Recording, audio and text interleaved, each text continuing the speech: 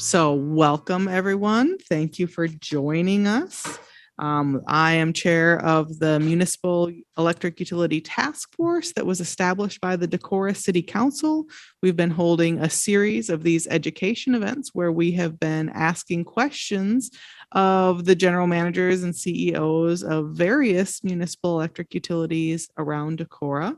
It is our intention to learn more about how municipal electric utilities operate. For those who don't know, Spencer is directly west of where we are, 2 counties away from, I think, the Nebraska border at that point. And so Spencer is in Clay County. Spencer is a city of about 11,000. They have a service territory that is bounded by both IPL, so Alliant, and by rural electric co-ops. And so throughout Iowa, there are various ways that electricity is provided. Some of those, in some service territories, electricity is provided through investor-owned utilities, such as Alliant.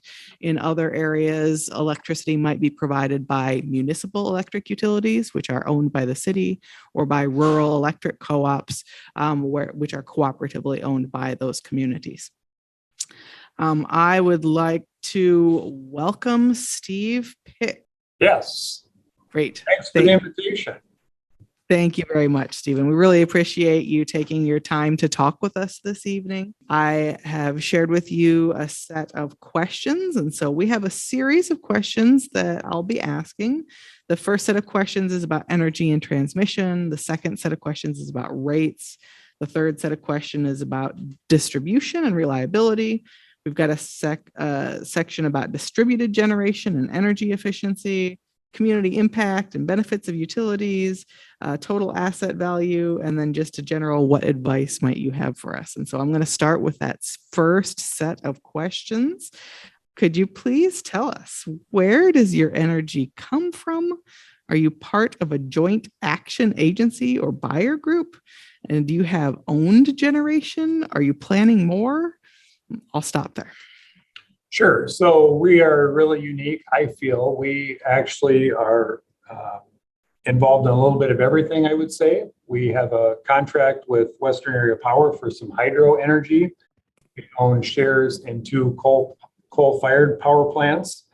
Mid-America Energy is the majority owner in those plants. One at Sioux City, one at Council Bluffs. We purchase wind energy under 2 contracts. We also are an owner in a natural gas plant where Corn Belt Power is the majority owner.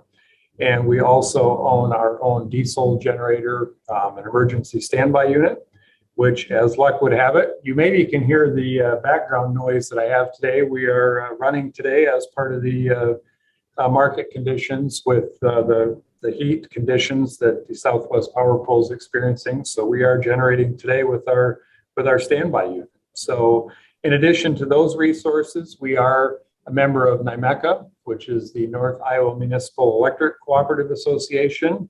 NYMECA is a group of 13 municipal cities in Northwest Iowa that have joined together to share resources.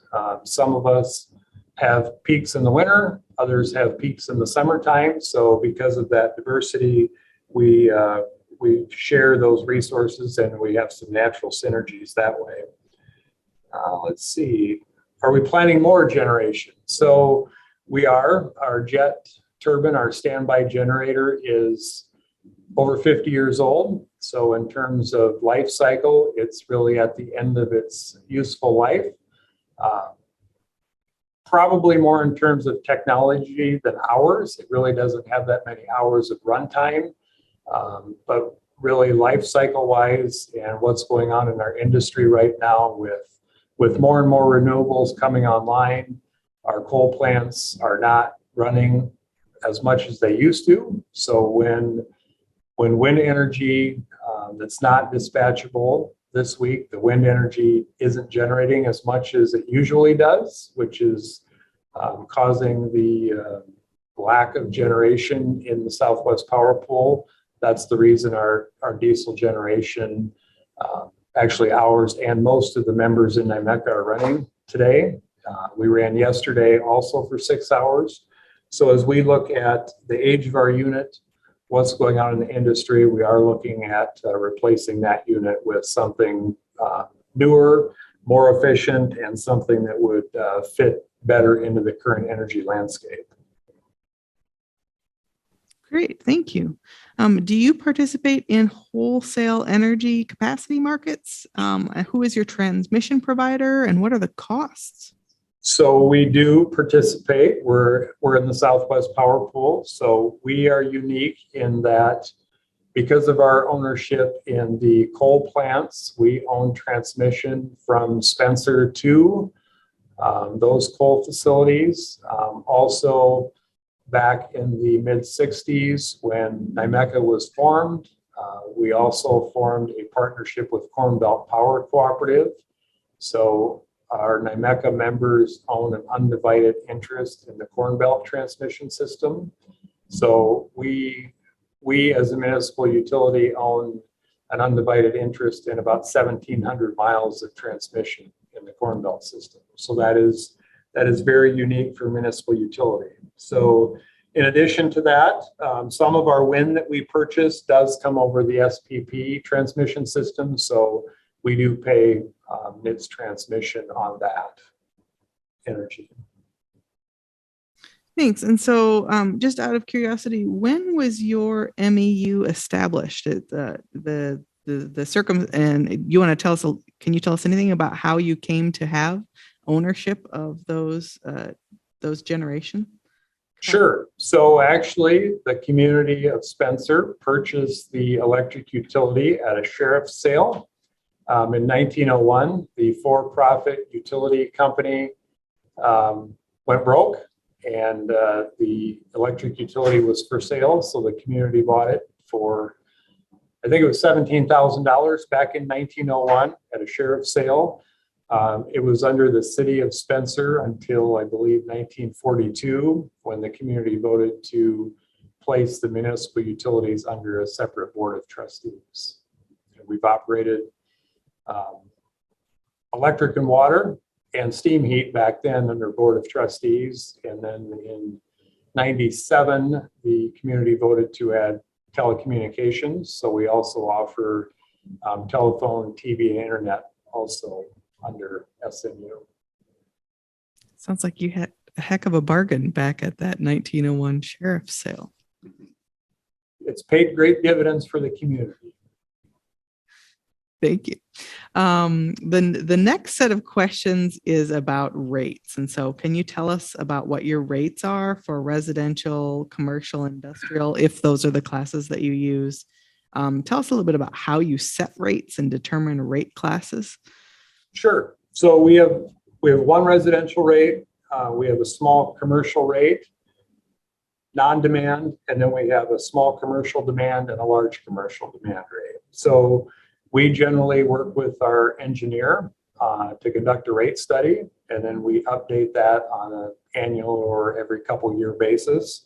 So I believe the last APPA data, American Public Power data that is out, is their 2019 data. So they collect data from all the utilities in Iowa and throughout the country. Based on that data, we were the sixth cheapest or least expensive residential rate in the state of Iowa. So we're proud of our rates. Residentially right now, our retail rate is 6.1 cent. And then we also have an energy cost adjustment, which adjusts as our purchase power cost changes. And right now that's just over 1 cent. So our residential rate is about 7.2 cents right now. We do have a $14.75 meter charge for residential.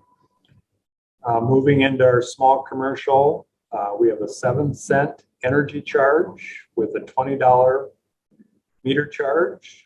And in our demand rates, so demand customers pay a demand charge and then a lesser energy rate. So our energy rate is 4.1 cents and then $9.15 per kW. And once we get into a large commercial account, the energy rate is down to 3.75 cents, with demand being $10.25 per kW. So very inexpensive rates, as I referenced. A lot of that is because we have a very well-balanced power portfolio. Hydropower has been good for us. Our wind contract's been good for us.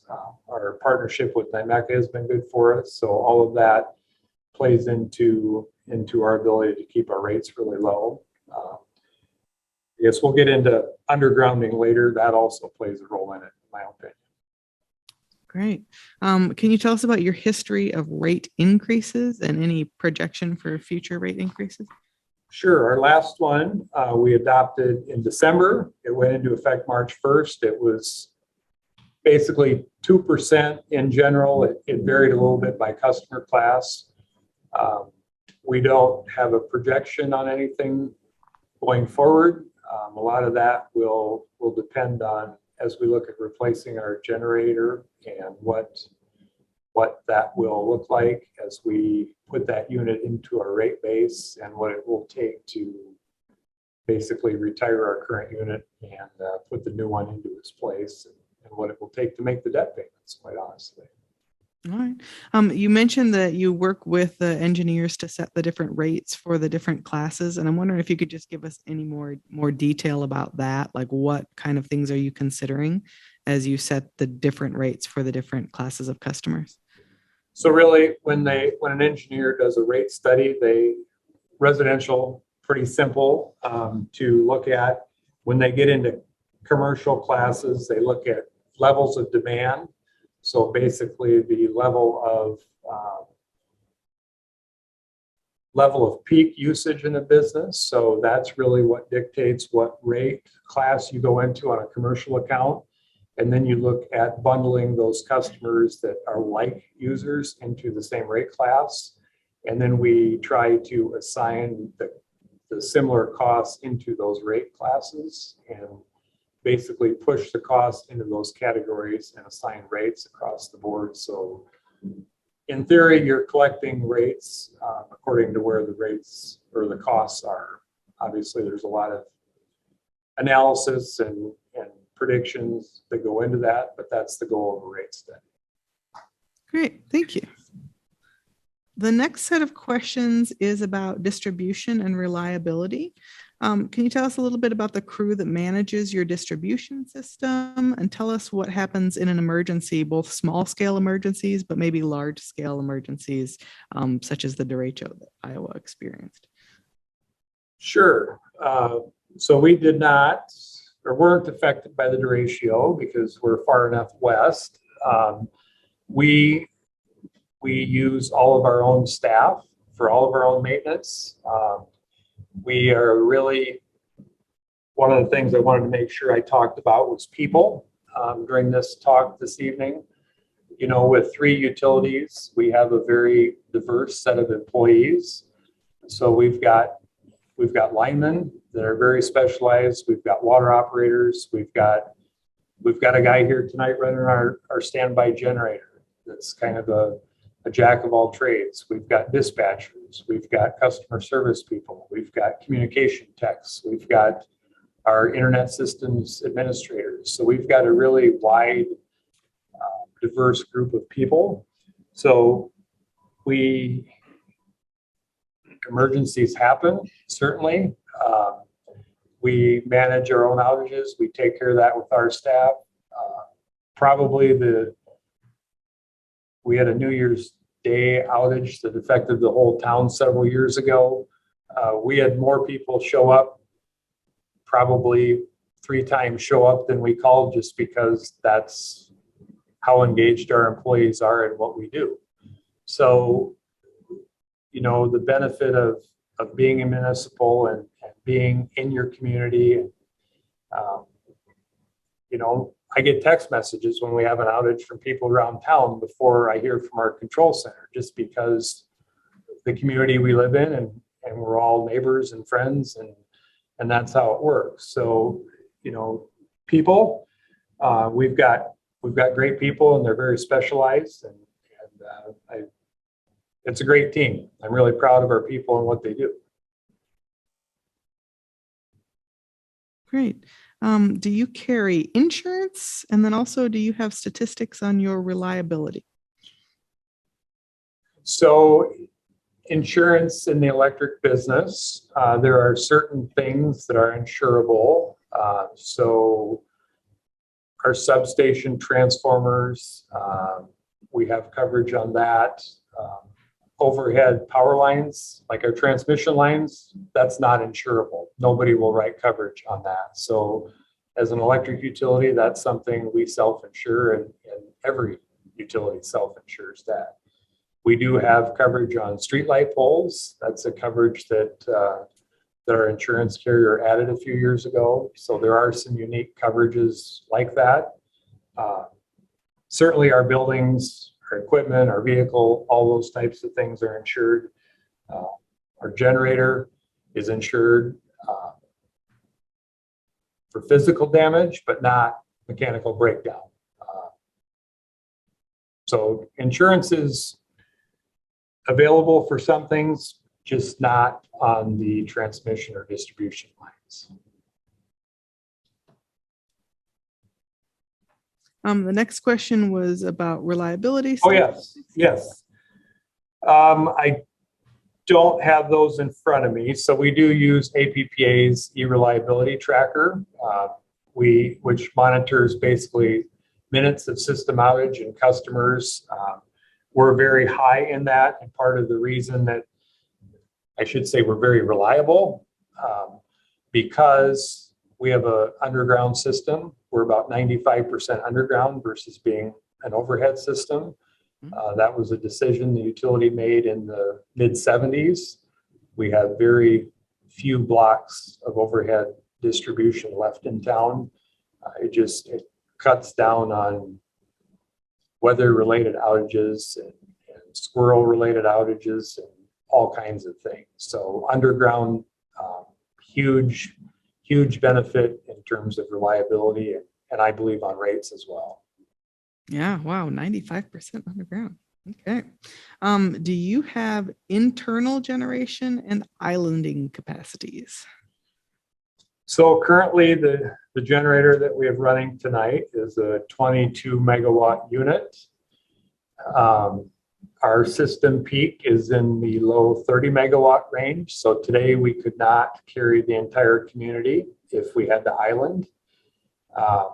That is something, as we look at replacing that unit, that's something that we're looking at in the feasibility study, whether we want that capability or not. It hasn't, I've been here almost 22 years, and we just haven't needed to generate to keep the town on.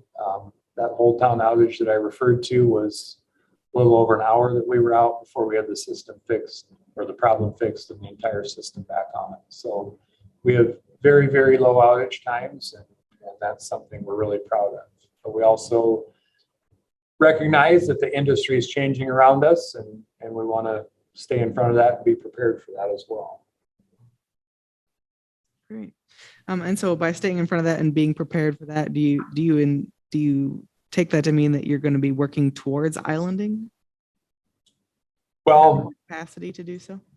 Not necessarily towards islanding, but just the ability to, on a day like today when the market is extremely high priced, maybe the possibility to generate our own resources versus buying on a high priced market day. So maybe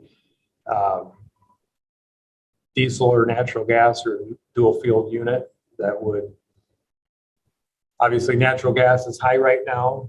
Diesel's not too bad. We're burning diesel today in our unit.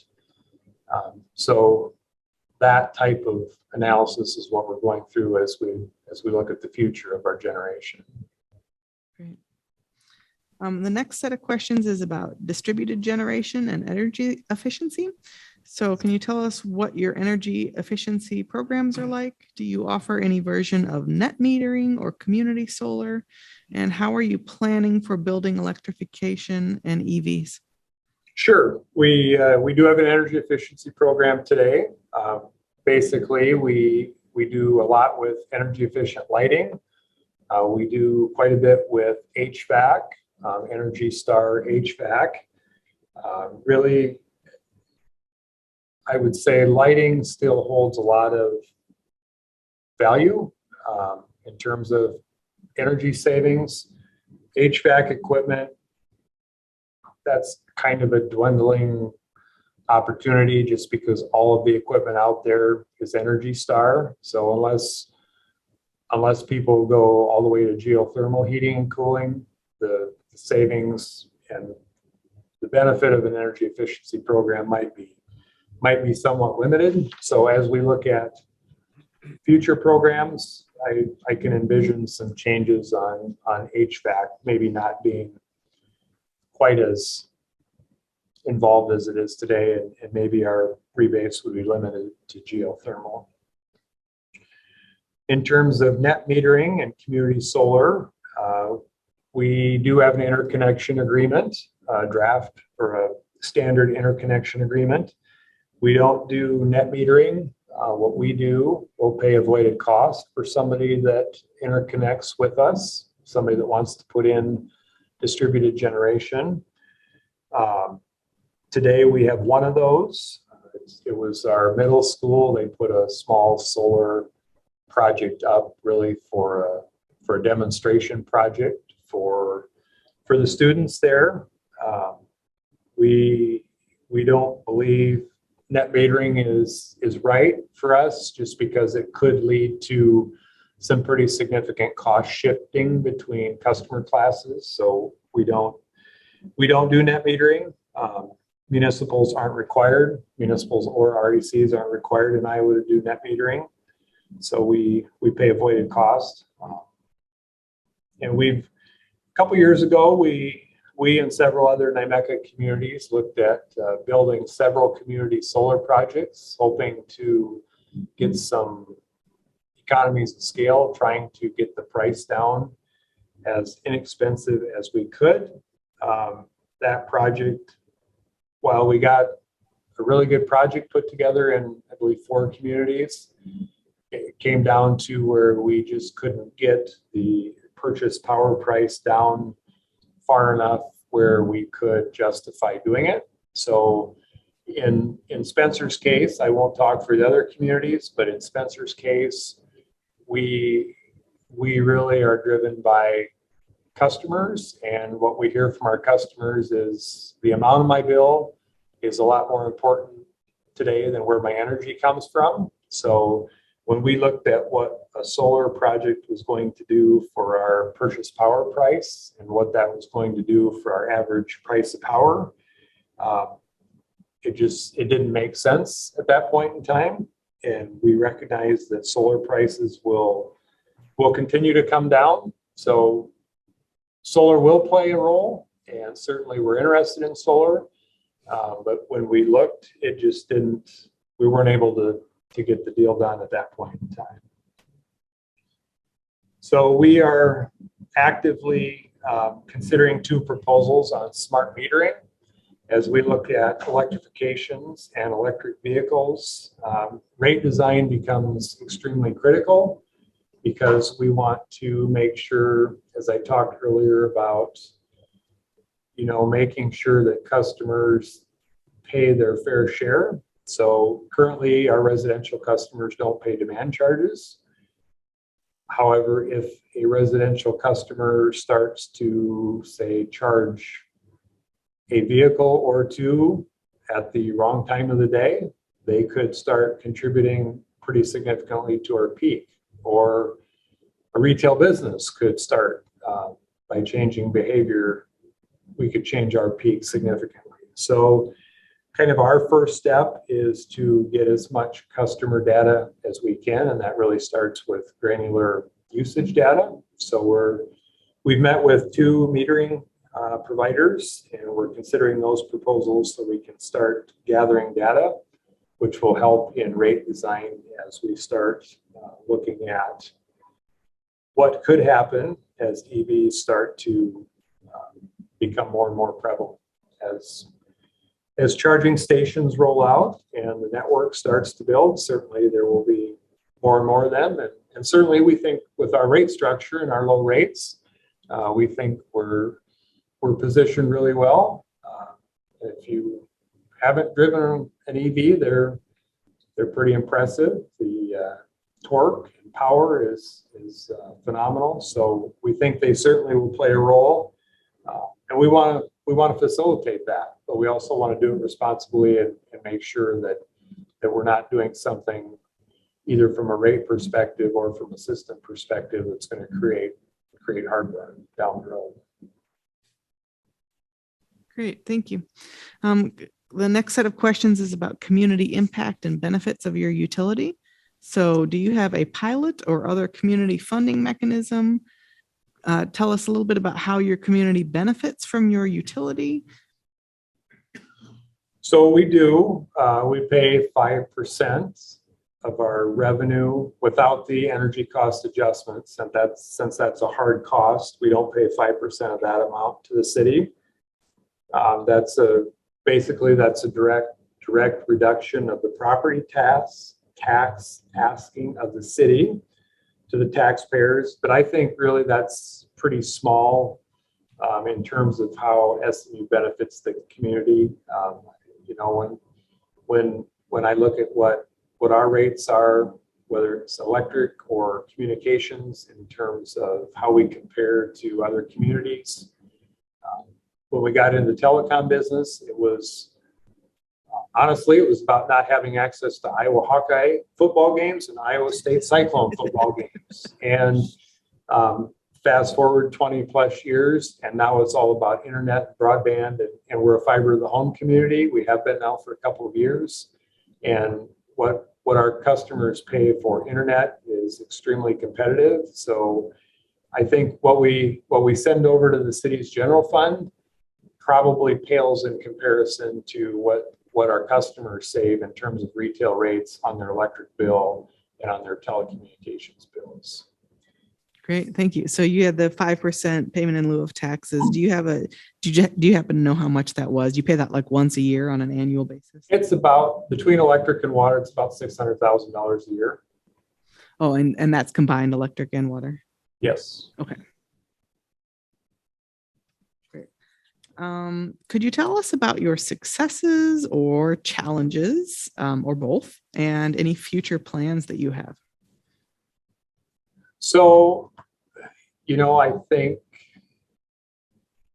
having the low rates that we have allows us to tell a really positive story about municipal utilities. So I kind of sidestep water. Our water rates are some of the highest in the state. And the reason for that is we're about 5 years into a brand new or a completely remodeled state-of-the-art water treatment facility. So we invested over $20 million in a renovation, including new wells. And so when I look at the communities above 10,000 population in the state and where our rates compare, we're a long ways down the road in infrastructure. We're further ahead of those communities. And I think, 5, 10, 15 years down the road, our rates will level out and we won't be quite as high as we are in comparison.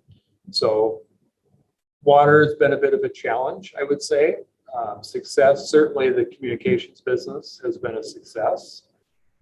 It's a unique business to be in, having been, the community having been in the electric business for 100 years, and the business that, electrons pretty much were made the same way and were transmitted the same way and distributed the same way, and that never changed. And then you enter into a business like communications, and where change is constant with cable programming contracts with the ESPNs of the world. And you build one system in a hybrid fiber coax system, and then 10 years later, we're talking about converting that to fiber to the home. So certainly kind of a challenge, but also a success. We had most of that construction done before COVID hit. So the community was well positioned to work from home. And we think that's a great feather in Spencer's cap. to be a work from home community, tech positions and so forth. Probably our biggest future plan is the generation project that I referred to. Certainly it's a big deal in terms of reliability. It's a big deal in terms of how the industry is changing.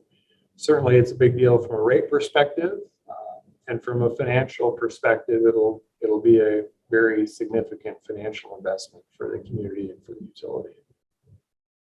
Could you tell us about the total asset value, and that's replacement cost, new, less depreciation of your electric utility, and how that breaks down between the distribution system and the owned generation or other assets? Sure. This would just be for the electric, not for the water and everything. I've just got electric numbers here. So generation and transmission, total cost is just over $40 million, and we've depreciated just under 19 million of that. Our distribution system is just under $32 million, and that's just about half depreciated at 16 million. Buildings and vehicles are just under 16 million, just under $11 million of depreciation. And we've got about $150,000 of land and about $600,000 of construction work in progress. Can you tell us about the depreciation formula that you use to arrive at the depreciation numbers there? So a couple years ago, we switched to the NISC software. They're from St. Louis, Missouri. They're I would say one of the leading communication and utility billing providers in the country. So we switched to them, and we switched all of our depreciation to them. And part of that was we switched to a composite system of depreciation. So what that means is our distribution system, that $32 million, if we're using a 20-year life, that whole $32 million is depreciated or divided by 20 years, and that's depreciated over 240 months. So it's not line item by line item. So as one item is fully depreciated, it stops. It's a composite system. So it tends to depreciate a little more rapidly than a traditional depreciation system. And we have useful lives anywhere from 5 to 40 years. Obviously, vehicles are shorter. Our water mains are longest at 40 years. Great. And then the last of these advanced questions that I have for you, and before we switch to audience questions, so audience members, if you've got any that you want to write down on the paper, so you can get those to Larry. What advice might you offer a new startup MEU if Decorah ever finds itself in that position? So I think a couple of things. We talked a little bit about people earlier. People are critical. It takes a very unique skill set and several unique skill sets to do what we do every day. It takes a tremendous amount of trust from the board to me, and for me to my team. We're in an extremely competitive marketplace. There are tremendous opportunities in the electric industry and utility industry, with the amount of wind generation and solar generation that's being developed. The amount of opportunity that's out there is unbelievable. So that takes us being an employer of choice. That means not only pay, that means benefits, that means flexibility, that means today we grill burgers for our employees for lunch, doing some things that sometimes public employers kind of get frowned upon because that's the public's money. But at the end of the day, we're employers just like the private industry, and we have to treat our employees just as good as, or sometimes I think better, because we don't pay as good as the private sector sometimes. So we have to treat our people and make sure that they stay, because there are plenty of opportunities. So we are very fortunate. We're fully staffed. We've got a great team. Some of that's because we tend to train our own, I would say. So we've got a great reputation in the community. And when we have an entry-level type position, people will come to work for us because they want to get their foot in the door and come to work for us. And I'm talking Spencerites that are tied to the community and are bought in and engaged in the community. So people would be one thing that's important. Secondly, and probably equally important, is power supply. And we're successful because people a long time ago made really good decisions on power supply and resources and partnering with other municipals, with Mid-American on coal plants, with Corn Belt Power on a transmission system, and making those really strategic long-term decisions that are critical in the business we're in. If we didn't have those arrangements and we were only a market participant buying power every day, I'm not sure what our rates would be, but I guarantee we wouldn't be the 6th lowest in the state of Iowa. So power supply is critical. So I serve on the IMU board. I've been on, I think I'm in my 9th year of serving on the board.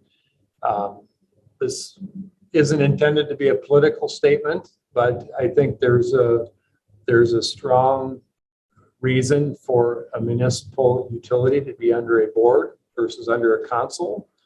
And the reason I feel that way is utilities make long-term business decisions that shouldn't be influenced by the political climate. So, for instance, the generation project that we're looking at will probably be a $50 to $60 million project that will be a 50-year investment. Depending on the current political climate, that might be a lot for somebody that's facing election this fall or next fall, or that sort of thing.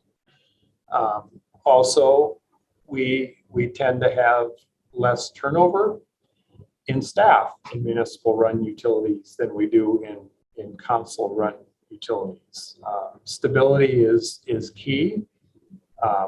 I'm our 5th general manager in many years. So stability is key. This isn't a business you learn overnight. It takes a lot of experience. It takes a lot of expertise. And our board is phenomenal. I talked about being in changing times. We're in a time right now when transformers are extremely difficult to get. So it used to be we could order those and get them in 3 to 6 months. And now, actually 2 months ago, I went to the board and I said, well, it could be 3 years. We don't know when we're going to get them, and we don't know what we're going to pay for them, but I want to order 3 years worth. And I think we're going to spend about $600,000. And they said, okay, you got to do what you got to do. We trust that that's what we need to do. So we have to react to the times that we're in, and that takes a lot of trust, and that's something that experience brings. And I just can't talk enough about the people we have here. We have a great team, and that starts with a great board and great leadership and great people coming to work fully engaged every day and doing great things. So I think that's all I have for you guys. Fantastic. Thank you. I appreciate that. We do have some audience questions now, so I'm going to turn it over to one of our other task force members, Larry Grimstad, who's going to ask some questions. Hey, thanks, Steve. Very informative. Appreciate it. A couple of questions from the audience here, and one has to do with bonding and maybe how you handle your debt process for the municipal utility and how the city fits into the debt process.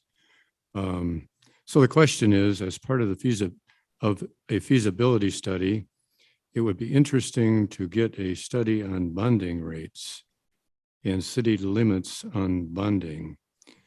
Also, other city obligations in future that may impact the school, in this case, in Decorah, the bus barn. So, could you just discuss your bonding, how you handle your debt? Sure, you bet.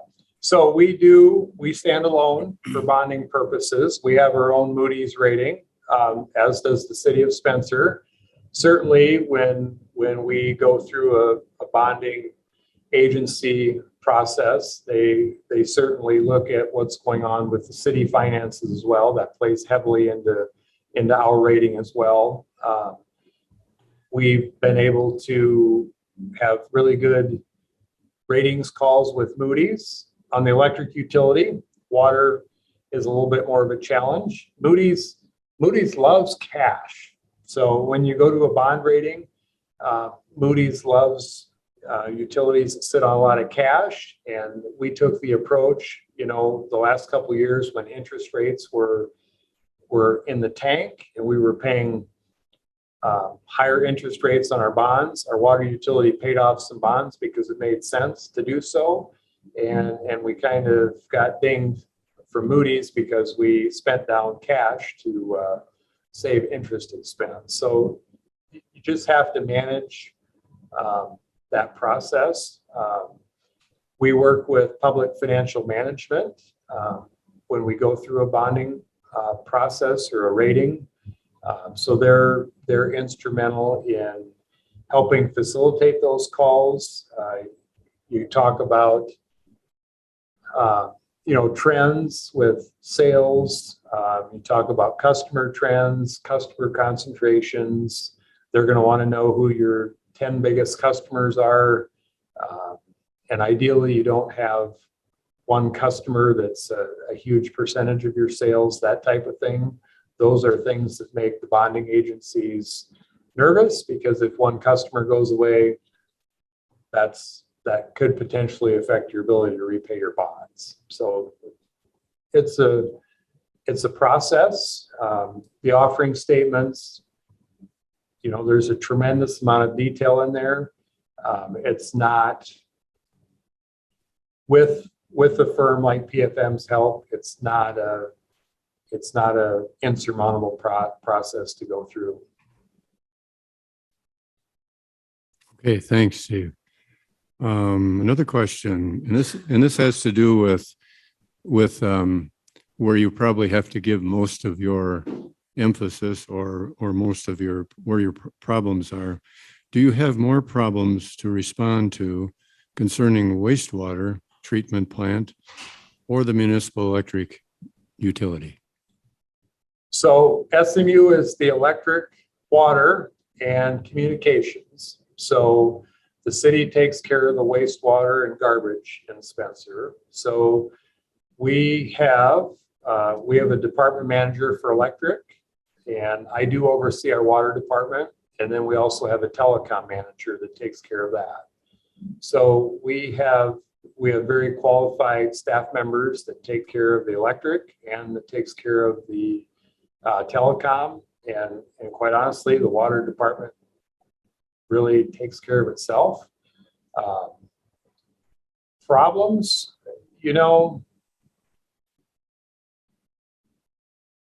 there's always something going on. I spend a lot of time on power supply. NYMECA has a board that I serve on, so monthly we have board meetings. So we're always, involved in the power business and that side of the business. That's probably, I wouldn't say that's a problem, but I would say that's where a lot of time is focused in the electric business. The maintenance and that type of thing is handled by our electric manager. And we're on I guess I didn't talk about maintenance. We're on a 10-year maintenance and inspection cycle. That's actually something that's overseen by the Iowa Utility Board. So we take care of that internally with our staff. So every 10 years, we see every transformer and inspect every elbow and so forth in our system. We do infrared scanning and look for heat and that type of thing. We are very proactive. We did buy a transformer filtration trailer. So all of our substation transformers, we're doing our own. We hook up the trailer and basically filter the transformer oil to get the moisture out of it to prolong transformer life. So that was something that we used to hire done, and most utilities hire done, and we saw an opportunity to save some maintenance money and prolong transformer life. So we bought that trailer, and we do that now internally as well. Okay, thank you. I guess that's all I have. Okay. There are a few questions that came in on chat, so we will switch to those. Thank you, Larry, for reading those. So I'm reading some questions that came from chat now. One of the concerns some have in Decorah is that our community knows nothing about how to run an MEU. Can you comment on whether it would be easy or difficult for Decorah to hire an experienced general manager for a new MEU? Well, I don't know if it would be easy or not. Certainly, Decorah is a nice community on that side of the state. I think there would be people that would be interested in living in Decorah. You would have to advertise and see what you get. But the reality is, it's not one position you're hiring for, it's a team you're hiring for. So while one individual, puts a team together, you've got the whole football field and you got to cover the whole field. All right. You said you own some high voltage transmission lines. Do you have to pay transmission fees to another party like Mid-American or ITC Midwest for additional transmission service? And if so, what is the cost per kilowatt hour for residential and non-demand commercial customers? So we don't pay any transmission fees to Mid-American or to ITC. The only transmission we pay is to SPP under the NITS tariff. We do pay some transmission fees to Corn Belt for some of the maintenance on their transmission system that we're an owner of. So last year we paid about 1.1 million in transmission fees or costs, maintenance costs, and our power supply purchases was about 7.1 million, just to give you kind of a ratio on transmission to purchase power. Okay. In rough numbers, how many residential, commercial, and large general service customers do you have? And does one ratepayer group produce more revenue than the others? So in total, we have about 6,200 electric meters, and about 5,200 of those are residential. So about 1,000 commercial. We have probably 150-ish large commercial. Large commercial would be above 50 kW, and then the rest would be in that general service or small commercial. So residential would be a pretty good bulk of our revenue, and then commercial with demand charges makes up the rest. So last year we had about 12.5 million of revenue, and 4.8 million of that was residential. Let's see, 1.7 was the energy cost adjustment, and then the rest was commercial and public authority. Okay. I don't recall if you mentioned this one earlier, but what sort of generation sources are you considering as you plan to replace your backup gas turbine generator? Sure. Our backup will be probably a dual fuel diesel natural gas unit. Okay. All right. Audience members, anybody else have any last questions? Total number of employees. Could you tell us your total number of employees? Are you interested in for all of the utility or just electric? Can you tell us a total number of your employees, maybe how many are devoted to the electric, and then overall? Sure. We have 49 total employees. We have, when we start allocating to departments, it gets a little bit cloudy. We have 6 linemen that certainly would be dedicated to electric. We have an electrician on staff. We have 5 control center operators that work 12-hour shifts. We have 7-ish people in customer service and a customer service manager. We have 5 water treatment plant operators, 3 finance employees, and then the rest, I guess we have me, assistant general manager, marketing, purchasing agent, I guess that'd be in finance, and then the rest would be in telecommunications. Great. All right. Well, thank you very much, Steve. I really appreciate your time. That is all the questions that we have for you. Thank you so much for sharing your wisdom and expertise with us. We really appreciate it. Glad to do it. Good luck in your journey. Thank you. Thank you, Steve. Bet.